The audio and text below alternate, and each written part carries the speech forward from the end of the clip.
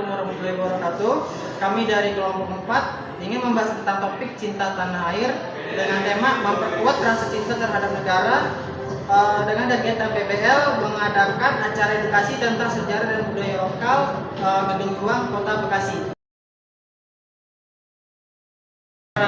Gambar-gambar bupati dari Kota Bekasi. Yang pertama ada Kiai Haji Murali, yang kedua ada Muhammad Suhadan Umar, ketiga ada Sampurno Kolopaki, lalu ada Muhammad Nausan, lalu ada Prawira Hadiningrat, lalu ada Muhammad Ismail, lalu ada Muhammad Subadin, lalu ada Kolonel Abdul Fatah di sini, lalu ada Brigjen Haji Sukomargono, lalu ada Haji Muhammad Jamari di sebelah. Pertama Bupati Kiai Haji Murali dari tahun 1974 sampai 1950. Lalu kedua di sini ada Bupati Muhammadan Umar dari tahun 1949 sampai 1951. Lalu di sini ada Sampurno Kolopaki yaitu dari tahun 1951 sampai 1958. Lalu yang kedua ada Muhammad Nausan dari tahun 1957 sampai 1960. Lalu di sini ada Prawira Hadiningrat, Bupati Bekasi masa jabatan dari tahun 1958 sampai 1960. Lalu di sini ada Maun An Ismail, Bupati Bekasi jabatan dari 1960 sampai 1968. Dan lanjut di sini ada Muhammad Sultan Suhermadi dari 1968 sampai 1973. Lalu ada Kolonel Purna Haji Abdul Fatah, Bekasi masa jabatan dari 1973 sampai 1908. Masa kulinan. Masa prasejarah berasal dari masa kulinan yang dimulai pada 1000 tahun sebelum Masehi sampai tahun 100 Masehi. 500 Masehi kan? Di sini bekal kubur. Masuk kiri aja. Oke, ya di sini ada bekal kubur pada kerangka manusia bumi. Bisa dilihat dari sini. Inilah bentuk kerangka bumi yang telah ditemukan oleh para arkeolog. Prasastinya yaitu prasasti Ciarutan yang ditemukan di Bogor. Tepatnya di muara sungai tersebut Sungai Cisadan. Terus ada prasasti kebun kopi. Ada di Kampung Muara Hilir, Kabupaten Bogor juga. Di sini ada prasasti Cidambiang, letaknya di Desa Lebak, Kecamatan Kemunjul, Kabupaten Pandeglang. Di sini ada prasasti Muara Cianten, tepatnya di nggak ditunjukkan, cuma di peninggalan kerajaan Tarumanegara yang pakatannya tidak dalam bentuk aksara.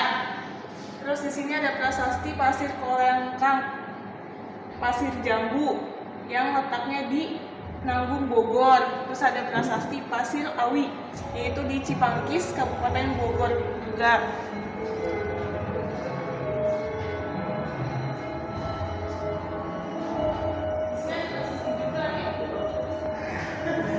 Selanjutnya kita akan masuk ke ruangan serbuan Mataram ke Batavia.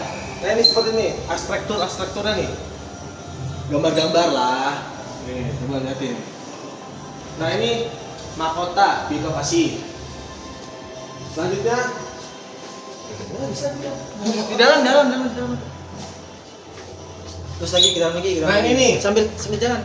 Ini selanjutnya nih, biar jelas deketan dikit, nih gelap soal mata nih. Nah ini gambar nih, tahu gambar apa tuh? Tulisan ini, tulisan kuno. Bahasa sendiri lah kalau bisa baca mah ya. Ya selanjutnya, nah ini patung bambu ada di stasiun Bekasi kalau mau lihat patung bambunya. Nah Bekasi abad ke-8 hingga abad ke-16. Bahasa Romawi. Belum bisa Romawi.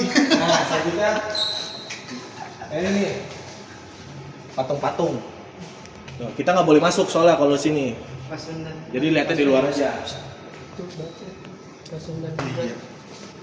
Nah, ini patung Pasudan Bubat. Pada masa kerajaan Galuh terjadi peristiwa Bubat. Pasukan Bubat yang berawal dari keinginan Raja Hayam Wurung Maharaja Majapahit untuk mempersuting dia. Saat ini kita berada di masa awal kerajaan Sunda, guys. Ini di sini ada batu peninggalan prasasti. Di sini ada kayak kayu ya. Naskah. Di Sini ada macam-macam. Ini perpindahan pusat kerajaan Sunda dari Kawali ke Pamaran Pakuan Pajajaran. Ini macam-macamnya guys. Di sini ada piagam. Nih piagamnya dari Bekasi ya. Prasasti Kebantenan. Ini ada batu gilang yang bentuknya kayak sumur ya guys. Di sini ada perjalanan Ratu Samian. Ini kapal yang dipakai oleh Ratu Samian ya. Di sini ada pangeran. Pangeran Prabu Siliwangi. Ini yang sangat saya idolakan ya guys ya. Ini kerajaan Sunda runtuh. Mantap ya guys. Zaman dulu. Dan di sini ada Kali Gomati mengalir di pusat kerajaan Tarumanegara. Stop. Oke, kita masuk ke ruangan selanjutnya nih. Hubungan politik dan dagang kerajaan Sunda dengan Portugis. Nah, ini tulis-tulisan kunonya nih. Kalau saya nggak bisa baca, coba lihat aja di Google lah. Lagi nih, belajar sini Pak. Nah, isi perjanjian itu antara lain Portugis dapat mendirikan banteng di pelabuhan Sunda dan lain-lain nih. Coba baca. Nah, ini nih. Kalau kata orang mah zaman-zaman perang ya. Tuh, Iya. ada yang bawa panah, golok. Zaman sekarang sebutannya tawuran. Tapi ini ada kudanya. Iya. Lanjut ke ruangan masa Bekasi masih dijajah oleh FOC. Di bawah kekuasaan apa namanya? Iya Nah, itu udah sebentar gue nggak bisa. Nah, ini tinggal dilihat ya. Kalau kita menjelaskan semuanya, kita tidak ngerti. Nah, lihat sendiri.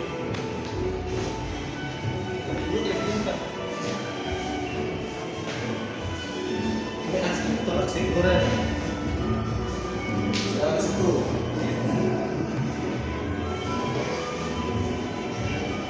Nah, ini perkembangan awal VOC ya di Nusantara. Isi haknya nih. Ini Nah, ini udah ada lagi nih.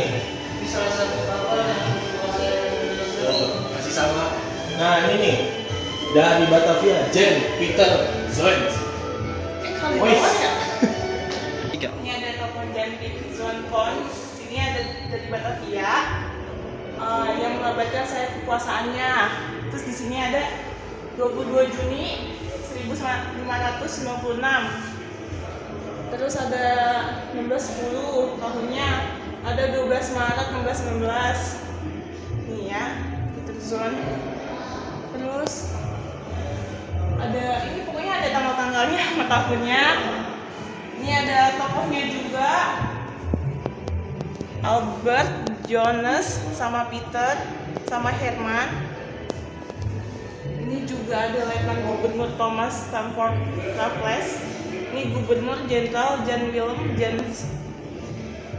Kalau ini Letnan ini 17 September, kalau Gubernur Mei tahun 1811. Ini ada lokasi Bekasi pada abad. Ini ada masa pergerakan nasional tahun 1908 sampai 1942 dan masa pendudukan Jepang 2 sampai 1945. Ini gambarnya. Terus ada Sarekat Islam Bekasi. Ini sejak 1908 ya. Pergerakan nasional yang ditandai dengan kemunculan organisasi pergerakan. Terus di sini ada Mas Gunawan, yaitu dia ketua Sarekat Cabang Jawa Barat. Jepang Indonesia pada tahun 1942 sampai 1945. Nah, lalu di sini ada pendaftaran orang Indonesia, Jang Termoeka, Jang yang ada di Jawa. Nah di sini ada contoh-contohnya kayak nama Jamkat, ada tempat, kabupatennya di mana, tanggal dan tempat lahirnya. Nah terus di sini ada jenderalnya Kak Harada sama jenderal Kak Imamura. Kawedanan di Bekasi dipimpin oleh R. Sueharja Sueria Saputra yang sudah menjadi Wedana Bekasi sejak 30 Januari 1940.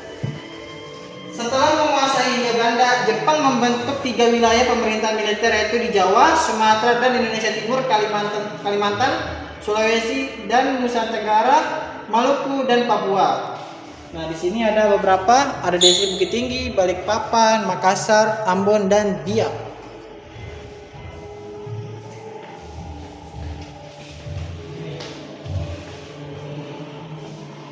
Oke, ekspansi Jepang ke Hindia Belanda tahun 1941 sampai 1942. Untuk menguasai Hindia Belanda, Jepang masuk melalui Singapura dan Filipina dengan target daerah-daerah penghasil minyak bumi, yaitu Tarakan, Sungai Berong, dan Plaju. Untuk mewujudkan wilayah kemakmuran bersama Asia Timur Raya, Jepang menyerang pangkal angkatan laut Amerika Serikat di Pearl Harbor, Hawaii pada 7 Desember 1941. Dibomnya di Hawaii dengan pesawat Jepang.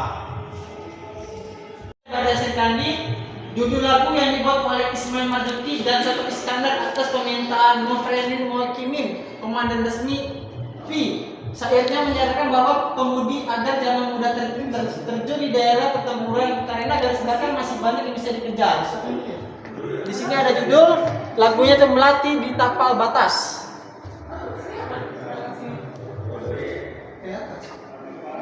Dan ini kami di sini ada Karawang Bekasi, ada lagu Karawang Bekasi.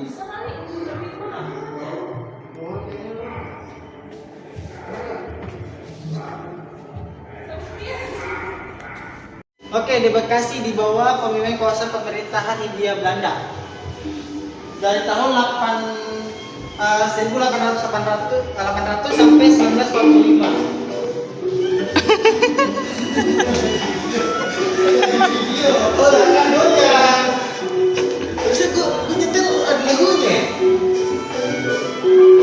Di sini ada apa nih? Babak 1. Entong pronto merampok tuan tanah. Sepak terjang entong tolong dalam dunia perbandingan. Lalu sini ada 2. Susah Pak menjelaskan kalau Ya inilah pokoknya. Oke, di sini ada masa awal pemerintahan Hindia Belanda. Pada masa awal kekuasaan Gubernur Jenderal Herman William Denles diperkenalkan 3 pemerintahan daerah setingkat prefektur. Pertama, Denstang Batavia, Department of Justice, lalu ada Pres Gerbovalanden. Lalu sini ada Bekasi di zaman Kelir. Pada 18 datang di wilayah Abeling Batavia, ada Master Cornelis Abeling Tangerang dan di Bogor terdapat 304 tanah paritekel. Di Bekasi dan di wilayah sekitarnya terdapat sekitar 29 orang tuan tanah, di antaranya Oge, Kawan dan lain-lainnya. Oke, kita masuk ke Bekasi masa pemerintahan Interregnum Inggris. Pada 17 September 1811 secara resmi Gubernur Jenderal John William Dennis menyerahkan Pulau Jawa kepada Letnan Gubernur Thomas Saffron Lewis. Di sini ada gerakan pertanian di Tambun tahun 1869 dengan surat beritanya pada Tempo dulu.